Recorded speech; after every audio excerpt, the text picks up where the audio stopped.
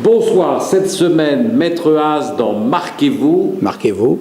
On va parler des tags, vous savez, ces espèces de codes qui ne sont plus des barres, qui sont imprimés sur des journaux, sur des badges, et lorsque vous les scannez et photographiez avec votre téléphone, eh bien, ça fait de la réalité augmentée. Vous voyez une image apparaître, un texte apparaître.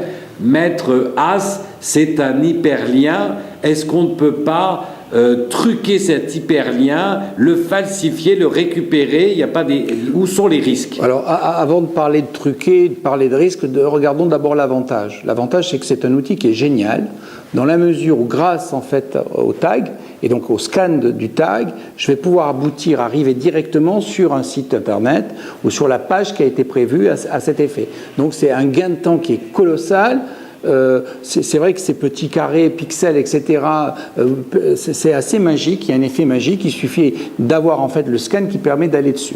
Alors, c'est vrai qu'effectivement, c'est une forme d'hyperlien, et dès lors qu'on arrive sur le site, il n'y a pas de problème. Ce qui pourrait être plus dangereux, ça serait des gens, et il y a quand même le mouvement contre les marques, hein, ce mouvement qui dit il y en a marre de cette hégémonie des marques, nos logos, etc., et qui pourrait en fait faire du détournement très simple en changeant le tag, et puis on irait soit sur un site qui dirait je boycotte la marque, ou encore pornographique, etc.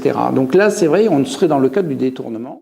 On serait dans ce qu'on pourrait appeler à ce moment-là du tago squatting,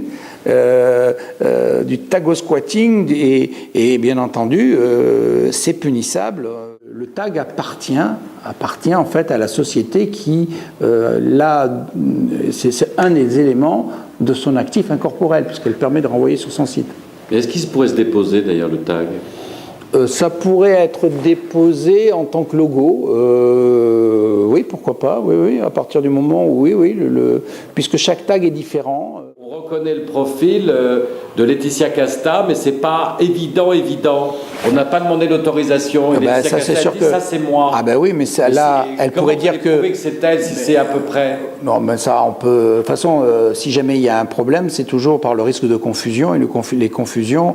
Là, on pourrait dire, si on dirait que.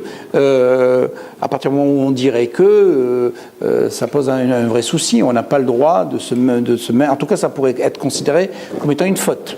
Non, c'est pas une bonne idée, Bertrand Dussoj. C'est pas une bonne idée. C'est pas une bonne idée. Bon, on va rester sur ce refus. Bonne soirée. À la semaine prochaine.